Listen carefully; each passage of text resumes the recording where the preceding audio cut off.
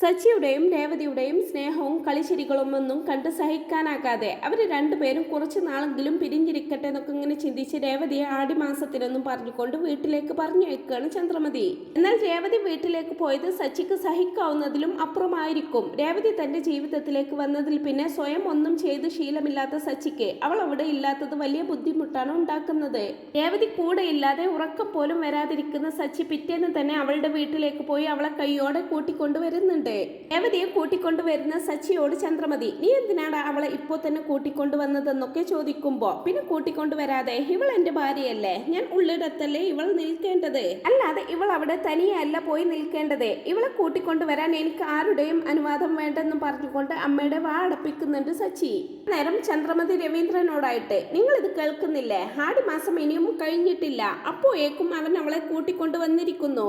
എന്നിട്ട് അവനോട് ചോദിക്കുമ്പോൾ അതിനോരോ ന്യായവും, നിങ്ങൾക്കൊന്നും പറയാനില്ലേ എന്നൊക്കെ ചോദിക്കുമ്പോ രവീന്ദ്രൻ ഒന്നും മിണ്ടാതെ അവിടുന്ന് എണീറ്റ് പോവുകയാണ് കേട്ടോ ചെയ്യുന്നത്. അത് കണ്ട് ചന്ദ്രമതി രേവതിയോടായിട്ട്, അവൻ വിളിച്ച ഉടനെ നീ കൂടെ പോന്നു അല്ലേ എന്നൊക്കെ ചോദിക്കുമ്പോ രേവതി എന്തോ പറയാൻ തുടങ്ങുന്നതും, രേവതി നീ എന്തിനാ ഇവരോടൊക്കെ സംസാരിക്കാൻ നിൽക്കുന്നത്, നീ എന്റെ കൂടെ വേണം എന്നുള്ളത് കൊണ്ടാണ് ഞാൻ നിന്നെ ഇങ്ങോട്ട് കൂട്ടിക്കൊണ്ടുവന്നത്. ഇനി അതല്ല, നമ്മൾ ഒന്നിച്ചു നിൽക്കുന്നത് ഇഷ്ടപ്പെടാത്തവരുണ്ടെങ്കിൽ അവരിവിടെ നിന്ന് പോയിക്കോട്ടെ എന്നൊക്കെ ഇങ്ങനെ സച്ചി പറയുമ്പോ, എടാ സമ്പ്രദായം എന്നൊന്നും ഇല്ലേ എന്നൊക്കെ ചോദിക്കുമ്പോ, അങ്ങനത്തെ സമ്പ്രദായമൊക്കെ നിങ്ങൾ അങ്ങ് കയ്യിൽ വെച്ചാൽ മതി.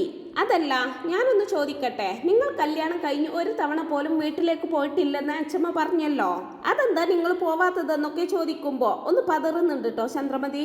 ഞങ്ങളെ പോലെയാണോ നിങ്ങളെ, അതൊക്കെ എന്തിനാ നീ ഇപ്പൊ അറിയുന്നത്, നീ അവളെ കൊണ്ടുപോയി വീട്ടിലാക്കെന്നൊക്കെ പറയുമ്പോ പറ്റില്ലെന്ന് തന്നെ പറയുകയാണ് കേട്ടോ സച്ചി.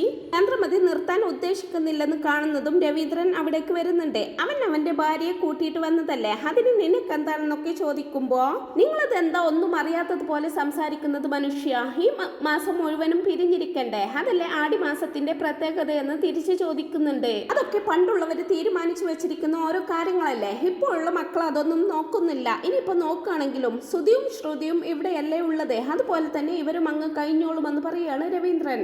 തുടർന്ന് രേവതിയോടായിട്ട്, രേവതി ഇവരുടെ സംസാരം ഇന്ന് തീരില്ല, നീ ഇങ്ങ് വാന്നും പറഞ്ഞുകൊണ്ട് രേവതിയെ കൂട്ടി റൂമിലേക്ക് പോവുകയാണ് സച്ചി. റൂമിലെത്തിയതിനു ശേഷം സച്ചിയോടായിട്ട്, കണ്ടില്ലേ നിങ്ങളുടെ അമ്മ പറയുന്നത്, ഇതുകൊണ്ടൊക്കെയാ ഞാൻ വരുന്നില്ലെന്ന് പറഞ്ഞതെന്നൊക്കെ പറയുമ്പോ, ഞാൻ എന്തിനാണ് എന്റെ കൂടെ വരാൻ പറഞ്ഞതെന്ന് നിനക്ക് അറിയില്ലേ എന്ന് തിരിച്ചു ചോദിക്കുന്നുണ്ട്. അത് നിങ്ങൾ പറഞ്ഞല്ലോ, ഭക്ഷണം ശരിയാവുന്നില്ലെന്നും നീ കൂടെ ഇല്ലാതെ എനിക്ക് ഉറങ്ങാൻ പറ്റുന്നില്ല എന്നൊക്കെ പറയുമ്പോ, അതൊന്നുമല്ല, ആ ഗജാനന്ദൻ അടി വാങ്ങിയിട്ട് പോയതല്ലേ, നീ അവിടെ നിന്നാൽ രാത്രി ആയാൽ അയാൾ വീണ്ടും വരില്ല ആര് കണ്ടോ, ദിവസവും എനിക്ക് അവിടെ വന്ന് നിൽക്കാൻ പറ്റുമോ, എന്റെ മേലുള്ള ദേഷ്യം നിങ്ങളോടായിരിക്കും അയാൾ തീർക്കുക, അതുകൊണ്ടാണ് ഞാൻ നിന്നെ കയ്യോടെ കൂട്ടിക്കൊണ്ട് വന്നതെന്നൊക്കെ പറയുമ്പോ, അപ്പൊ അയാൾ ഇനിയും വീട്ടിലേക്ക് വരുമോ, അമ്മയും ദേവും അവിടെ ഒറ്റക്കല്ലേ എന്ന് പറയണതും, നീ അതോർത്ത് പേടിക്കേണ്ട, ആ ഭാഗത്തുള്ള കുറച്ച് പേരെ എനിക്കറിയാം, ഞാൻ അവരോട് സംസാരിച്ച് കുറച്ച് ക്യാഷും ഏൽപ്പിച്ചിട്ടുണ്ട്, അവിടെ എന്തെങ്കിലും സംഭവിക്കുകയാണെങ്കിൽ ഉടനെ തന്നെ അവരെന്നെ വിളിക്കും, നീ സമാധാനമായിട്ടിരിക്കുന്നു പറഞ്ഞുകൊണ്ട് രേവതിയെ ആശ്വസിപ്പിച്ചതിന് ശേഷം കുളിക്കാനായിട്ട് പോവുകയാണ് സച്ചി. പിന്നീട് വീട്ടിലേക്ക് ആവശ്യമായിട്ടുള്ള പലചരക്ക് സാധനങ്ങൾ ഓർഡർ ചെയ്തത് കൊണ്ടുവരാണ് ഒരാളെ. 2 ബോക്സ് നിറയെ സാധനങ്ങൾ കൊണ്ടുവരുന്നത് കണ്ട്, ഇതെന്താടാ ഇത്രയധികം എന്ന് ചോദിക്കുന്നുണ്ട് സച്ചി. ഇതെല്ലാം കൂടെ കണ്ടിട്ട് 4 വീട്ടിലേക്കുള്ള സാധനങ്ങൾ ഉണ്ടെന്ന് തോന്നുന്നല്ലോ എന്നൊക്കെ പറയുമ്പോ, ഇല്ല സച്ചിയേട്ടാ, ഇത് മുഴുവനും ഇങ്ങോട്ടുള്ളതാണെന്ന് തന്നെ പറയുകയാണ് കേട്ടോ അയാള്.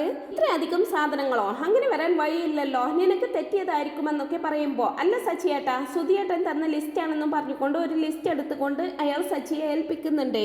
സമയം ചന്ദ്രമതി അവിടേക്ക് വന്ന് രവീന്ദ്രനോടായിട്ട്, ഇവൻ എന്തിനാ അയാളോട് ഇങ്ങനെ സംസാരിച്ചുകൊണ്ടിരിക്കുന്നത്, ക്യാഷ് കൊടുക്കാൻ പറയാന്നൊക്കെ പറയുമ്പോ, നിങ്ങളൊന്ന് അടങ്ങ്, ക്യാഷ് കൊടുക്കാൻ വരട്ടെ, ബില്ല് എത്രയായെന്നൊക്കെ ചോദിക്കുമ്പോ 7500 എന്ന് പറയുന്നുണ്ട് അയാള്.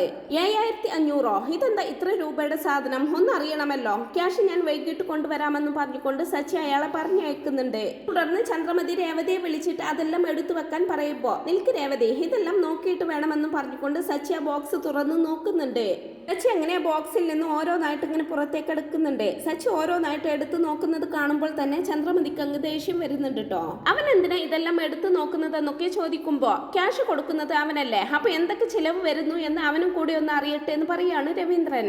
സച്ചി അങ്ങനെ ഓരോ സാധനങ്ങളായിട്ട് എടുത്തു നോക്കുന്ന സമയത്ത് അതിൽ കിലോ കണക്കിന് നട്സുകളും അതുപോലെ തന്നെ ശ്രുതിക്ക് തേക്കാനുള്ള വില കൂടിയ എണ്ണയും ഒക്കെ ഉണ്ടാവും. സച്ചി ആ എണ്ണ കയ്യിലെടുത്തുകൊണ്ട്, ഇതാർക്കാ, അച്ഛനാണെന്നൊക്കെ ചോദിക്കുമ്പോ, ഈ വയസ്സായി എനിക്ക് എന്തിനാടാ ഇതെന്ന് പറയണതും, പിന്നെ ആർക്കാ, നിനക്കാണോ രേവതി എന്ന് ചോദിക്കുന്നുണ്ട്. ഏയ് എനിക്കല്ല, ഞാൻ നല്ല ചക്കിലാട്ടിയ എണ്ണയാണ് ഉപയോഗിക്കാറ്. അതും ഇങ്ങോട്ട് പോന്നപ്പോൾ അമ്മ തന്നു വിട്ടിട്ടുണ്ട്. ഞാൻ അതാണ് ഇതുവരേക്കും യൂസ് ചെയ്യലെന്നൊക്കെ പറയുമ്പോ എന്താ ഇവിടെ, ഇതെല്ലാം ഞാൻ ശ്രുതിക്ക് വേണ്ടി വാങ്ങിയതാണ്, നിനക്ക് അതിനെന്താണെന്നൊക്കെ ചോദിക്കുകയാണ് ചന്ദ്രമതി. ഓ അങ്ങനെ വരട്ടെ, ഇപ്പോ അല്ലേ കാര്യം പിടികിട്ടിയത്. ഇതെല്ലാം ആ പൗഡർ അമ്മച്ചിക്കുള്ളതായിരുന്നല്ലേ. എന്നിട്ട് അവൾ എവിടെയെന്ന് ചോദിച്ച് റൂമിലിരിക്കുന്ന ശ്രുതിയെ വിളിക്കുന്നുണ്ട് സച്ചി. എന്തിനാടാ ഇപ്പൊ അവളെ വിളിക്കുന്നതെന്ന് ചോദിക്കുമ്പോ കാര്യം അറിയണ്ടേന്ന് പറയുന്നുണ്ട് സച്ചി. എന്തിനാടാ ഇങ്ങനെ വെറുതെ വിളിച്ചോണ്ടിരിക്കുന്നതെന്ന് ചോദിച്ചുകൊണ്ട് സുധിയും പിറകെ ശ്രുതിയും റൂമിന് പുറത്തേക്ക് വരുന്നുണ്ട്.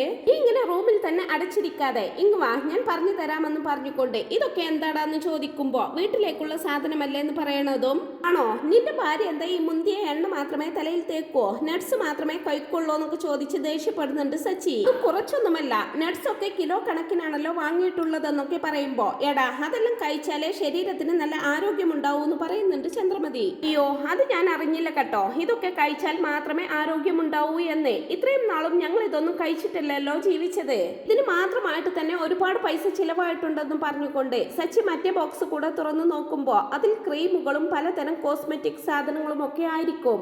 സച്ചി അതൊക്കെ എടുത്തു നോക്കിക്കൊണ്ട് ഇതൊക്കെ എന്താണെന്ന് ചോദിക്കുമ്പോ അതെല്ലാം എന്റെ ആണെന്ന് ശ്രുതി പറയുന്നതും അതെല്ലാം തിരികെ ബോക്സിലേക്ക് തന്നെ വെച്ച് ശ്രുതിയോടായിട്ട് ഇതിനെല്ലാം ഉള്ള ക്യാഷ് എവിടുന്നാണെന്ന് ചോദിക്കുന്നുണ്ട്. തുടർന്ന് ഇതെല്ലാം ഉപയോഗിച്ചാൽ മാത്രമേ നിന്റെ മുഖം പ്രകാശിക്കുള്ളൂ. അച്ഛാ ഇവളുടെ ഒറിജിനൽ എങ്ങനെയുണ്ടെന്ന് ആർക്കറിയാം, എല്ലാം മേക്കപ്പ് ചെയ്ത് മറച്ചിരിക്കല്ലേ എന്ന് പറഞ്ഞുകൊണ്ട് ശ്രുതിയെ അപമാനിക്കുന്നുണ്ട് സച്ചി. ആ സമയം ചന്ദ്രമതി മുമ്പോട്ട് വന്ന് എടാ അവൾക്ക് ആവശ്യമുള്ളത് അവൾ വാങ്ങി, അതിന് നിനക്ക് എന്താണെന്നൊക്കെ ചോദിക്കുമ്പോ എനിക്ക് എന്താണെന്നോ, ഇതെല്ലാം ആവശ്യമുള്ളവര് സ്വന്തം ക്യാഷ് കൊടുത്ത് വാങ്ങിക്കണം, അല്ലെങ്കിൽ അവളുടെ ഭർത്താവായിട്ട് ഒരുത്തനുണ്ടല്ലോ ഇവിടെ, അവനോട് വാങ്ങിച്ചു കൊടുക്കാൻ പറ. 3500 രൂപയാണ് ഇവിടെ നിന്റെ മാത്രം ചിലവായിരിക്കുന്നത്. ഈ വീട്ടിലേക്കുള്ള സകല സാധനങ്ങളും വാങ്ങുന്നത് ഞാനാ. ഇതിപ്പോ എല്ലാം കൂടി 7500 രൂപയായിട്ടുണ്ട്. 4000 രൂപയാണ് എന്റെ കണക്ക്, അല്ലാതെ കണ്ണി കണ്ടവർക്കൊന്നും ചിലവാക്കാൻ എന്റെ അടുത്ത് ക്യാഷ് ഇല്ലെന്നൊക്കെ പറയുമ്പോ ശ്രുതി സുധിയെ നോക്കുന്നതും തല താഴ്ത്തുകയാണ് കേട്ടോ സുധി. തുടർന്ന് സച്ചി രേവതിയോടായിട്ട് ആവശ്യമുള്ളതെല്ലാം എടുത്ത് ബാക്കി റിട്ടേൺ ചെയ്യാമെന്നൊക്കെ പറയുമ്പോ അയ്യോ ഇതൊക്കെ ശ്രുതിക്ക് വേണ്ടി വാങ്ങിയതാടാന്ന് പറയുന്നുണ്ട് ചന്ദ്രമതി. അവൾക്ക് വേണ്ട സാധനങ്ങൾ അവളുടെ ഭർത്താവിനോട് വാങ്ങിക്കൊടുക്കാൻ പറ. അവൻ ജോലിക്ക് പോകുന്നില്ലേ, സമ്പാദിക്കുന്നില്ലേ? സമ്പാദിക്കുന്നത് വീട്ടു ചിലവിന് വേണ്ടിയിട്ടും എന്റെ ഭാര്യയ്ക്ക് വേണ്ടിയിട്ടുമാണെന്നൊക്കെ ഇങ്ങനെ സച്ചി പറയുമ്പോ ആദ്യമായിട്ടല്ലേടാ വിട്ടേക്കെന്ന് പറയാണ് രവീന്ദ്രൻ. ഇങ്ങനെ വിട്ടുകളയാൻ പറ്റുമോ? വിട്ടുകളഞ്ഞാൽ അവർ ഇത് വീണ്ടും ആവർത്തിക്കും. വെറുതെ അനാവശ്യ ചെലവെന്നൊക്കെ പറയുമ്പോ ഇതിലെന്ത് അനാവശ്യ ചെലവാ ഉള്ളത് സച്ചി? നട്സ് ഒക്കെ എനിക്ക് മാത്രമല്ല വീട്ടിലെ എല്ലാവർക്കും കൂടി ഉപയോഗിക്കാനുള്ളതാണെന്നൊക്കെ പറയുന്ന ശ്രുതിയോട് ഇത്രയും നാളും ഇതൊന്നും കഴിക്കാതെയാണ് ഞങ്ങളൊക്കെ ജീവിച്ചത്. വേണമെന്നുണ്ടെങ്കിൽ ഇച്ചിരി ഗ്രാമങ്ങാനും വാങ്ങുമെന്നല്ലാതെ ഇതുപോലെ കിലോ കണക്കിന് ഞങ്ങൾ വാങ്ങാറൊന്നുമില്ലെന്നൊക്കെ പറഞ്ഞ് സച്ചി ശബ്ദമുയർത്തുമ്പോ നീ എന്തിനാടാ അവളോട് ശബ്ദമുയർത്തുന്നതെന്ന് ചോദിക്കുന്നുണ്ട് ചന്ദ്രമതി. പിന്നെ ഇതിന്റെ എല്ലാം ക്യാഷ് നിങ്ങൾ താ, അല്ലെങ്കിൽ നീ തരുമെന്നൊക്കെ ചോദിക്കുമ്പോ ചന്ദ്രമതിയും സുധിയും ഒന്നും മിണ്ടാതെ നിൽക്കുകയാണ് കേട്ടോ ചെയ്യുന്നത്. ആ സമയം എന്തിനാണ് ഇങ്ങനെ ദേഷ്യപ്പെടുന്നതെന്ന് ചോദിക്കുന്ന രവീന്ദ്രനോട് അച്ഛാ രാത്രി എന്നോ പകലെന്നോ ഇല്ലാതെ കാർ ഓടിച്ചുകൊണ്ടാണ് ഞാൻ പണമുണ്ടാക്കുന്നത്. മുതുക് വേദനിച്ചിട്ട് അതുപോലും ഞാൻ കാര്യമാക്കാറില്ല. വേദന കാരണം ശരിക്കും ഞാൻ ഉറങ്ങാറ് പോലുമില്ല. അനിൽദാ ഈ നിൽക്കുന്ന രേവതിയോട് ചോദിച്ചു നോക്കേ, അവൾക്ക് എന്റെ എല്ലാ കാര്യവും അറിയാം. അങ്ങനെ കഷ്ടപ്പെട്ടാണ് ഞാൻ ക്യാഷ് ഉണ്ടാക്കുന്നത്. അത് കണ്ടവർക്ക് തോന്നിയതുപോലെ ചിലവാക്കാനല്ല. പൈസയുടെ കാര്യം ആലോചിച്ചിട്ടാണ് ഞാൻ ഡോക്ടറെ പോലും കാണിക്കാത്തത്. ഞാൻ അങ്ങനെ നോക്കി നോക്കി ചിലവാക്കുമ്പോൾ ഇവരൊക്കെ ഇവരുടെ ഇഷ്ടത്തിനനുസരിച്ച് ചിലവാക്കേ. പോട്ടെ, ഇവിടെ വാങ്ങുന്ന സാധനങ്ങൾ എന്താണെന്ന് അവൾക്ക് അറിയാഞ്ഞിട്ടല്ലേ എന്ന് രേവതി പറയുമ്പോ അറിയാത്തതാണെങ്കിൽ ചോദിച്ച് മനസ്സിലാക്കണം. ഇതിന്റെ എല്ലാം ക്യാഷ് ഇവള് തരുമോ, അല്ലെങ്കിൽ ഇവൻ തരുമോ? ജോലിക്കെന്നും പറഞ്ഞുകൊണ്ട് ഇവൻ ദിവസവും ഇവിടെ നിന്ന് ഇറങ്ങി പോവാറുണ്ടല്ലോ. എന്നിട്ട് ചിലവിനെന്നും പറഞ്ഞുകൊണ്ട് 1 രൂപ പോലും ഇവൻ തന്നിട്ടുണ്ടോ?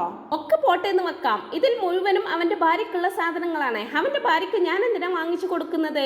ഞാൻ സമ്പാദിക്കുന്നത് എന്റെ ഭാര്യക്കും അച്ഛനും വേണ്ടി ചെലവാക്കാനുള്ളതാണ്, അല്ലാതെ കണ്ണി കണ്ടവർക്കുള്ളതല്ലെന്നൊക്കെ സച്ചി പറയുമ്പോ മതി നിർത്ത്. നിങ്ങൾക്കിപ്പോ എന്താ വേണ്ടത്? ഈ സാധനങ്ങളുടെ ക്യാഷ് അല്ലേ, ഞാൻ എടുത്തു തരാമെന്ന് പറഞ്ഞുകൊണ്ട് ശ്രുതി ദേഷ്യത്തോടെ റൂമിലേക്ക് പോവുകയാണ് ചെയ്യുന്നത്. നേരം ശ്രുതി വേണ്ട ശ്രുതി എന്ന് പറഞ്ഞുകൊണ്ട് അവളുടെ പിന്നാലെ പോകുന്നുണ്ട് സുധിയും.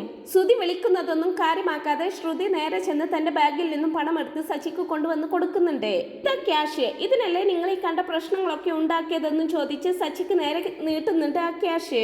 സച്ചി അത് വാങ്ങിക്കാതെ അങ്ങനെ നിൽക്കുമ്പോ നീ എന്തിനാ മോളെ അവന് ക്യാഷ് കൊടുക്കുന്നതെന്ന് ചന്ദ്രമതി ചോദിക്കുന്നതും അവർ ഈ പ്രശ്നങ്ങളൊക്കെ ഉണ്ടാക്കിയത് അമ്മയും കേട്ടതല്ലേ. എന്റെ അഭിമാനത്തെയാണ് അവൻ ചോദ്യം ചെയ്തത്. അഭിമാനം എന്നൊന്നും എനിക്കുമില്ലേ എന്നൊക്കെ പറയുമ്പോ നീ അത് കൊടുക്കണ്ട മോളെ, അവനത് വാങ്ങിക്കത്തില്ലെന്നൊക്കെ പറയുന്നതും ആര് പറഞ്ഞു ഞാൻ വാങ്ങിക്കില്ലെന്ന്, അതൊക്കെ നിങ്ങളുടെ വെറും തോന്നലാണെന്നും പറഞ്ഞുകൊണ്ട് ശ്രുതിയുടെ കയ്യിൽ നിന്നും ആ ക്യാഷ് വാങ്ങിക്കുന്നുണ്ട് സച്ചി. ഇതുപോലെയുള്ള സംസാരം ഉണ്ടാവരുതെന്ന് പറയുന്ന ശ്രുതിയോട് അടുത്ത മാസം ഇതുപോലെ ചിലവാക്കിയാൽ ഇനിയും ഇതുപോലെയുള്ള സംസാരം ഉണ്ടാവുമെന്ന് പറയുകയാണ് സച്ചി. അടുത്ത മാസം നിങ്ങൾ 1 രൂപ പോലും ചിലവാക്കണ്ട, ശ്രുതിക്ക് ഈ മാസം സാലറി കിട്ടുമല്ലോ, ചെലവിനുള്ള എല്ലാ സാധനങ്ങളും ഞങ്ങൾ വാങ്ങിക്കോളാമെന്നൊക്കെ ശ്രുതി പറയുമ്പോൾ പരസ്പരം മുഖത്തോട് മുഖം നോക്കുകയാണ് ശ്രുതിയും ചന്ദ്രമതിയും. ശ്രുതി ഏർപ്പാടാക്കി കൊടുത്തിരുന്ന ആ ജോലിയും കളഞ്ഞിട്ട് നിൽപ്പായിരിക്കും ശ്രുതി. അക്കാര്യം ശ്രുതിക്ക് അറിയില്ല. അത് ശ്രുതി അറിയുമോ എന്നുള്ള പേടിയോടെ ഇങ്ങനെ മുഖത്തോട് മുഖം നോക്കുകയാണ് ചന്ദ്രമതിയും ശ്രുതിയും.